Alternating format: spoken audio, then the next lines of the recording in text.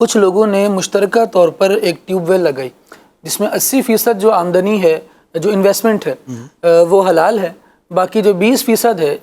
یعنی ایک شریک کی جو انویسٹمنٹ ہے وہ حرام ذرائع سے ہے۔ تو اب اس ٹیوب ویل سے پانی دیا جاتا ہے، جو فصل پر آمدنی ہوتی ہے اس سے،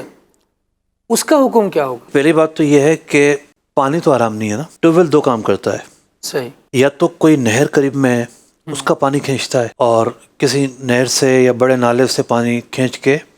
وہ ڈالتا ہے فصلوں میں، یا پھر وہ یہ کام کرتا ہے کہ زمین سے پانی کشید کرتا ہے۔ زمین میں کنواں ڈالا ہوا ہے، پنجاب میں تو جتنے بھی ٹیوب ویل چل رہے ہیں وہ زمین سے پانی نکالتے ہیں۔ پنجاب کا جو پانی وہ میٹھا ہے اور فصلیں جو ہے نا اسی سے زیادہ تر ہوتی ہیں، اور اس کی ایک بڑی وجہ یہ ہے کہ دریا قریب قریب ہیں، نہریں قریب قریب ہیں،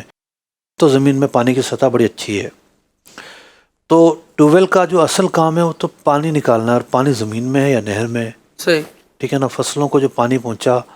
وہ تو حلال پانی پہنچا ہے نا۔ دوسری بات یہ ہے کہ اگر ہم عقد و نقد کے مسئلے کو سامنے رکھیں، اعلیٰ حضرت امام اہل سنت رضی اللہ تعالیٰ نے جو بیان فرمایا ہے بڑے تفصیل کے ساتھ، امام کرخی رحمۃ اللہ تعالیٰ علیہ کے قول پر، تو اس میں اگر کوئی خالصتاً متعینہ حرام رقم بھی ہے اس کو دکھا کے نہیں خرید رہا ہوتا، اس کے بدلے میں دے دو، تو اس کو دکھا کر نہیں خریدا،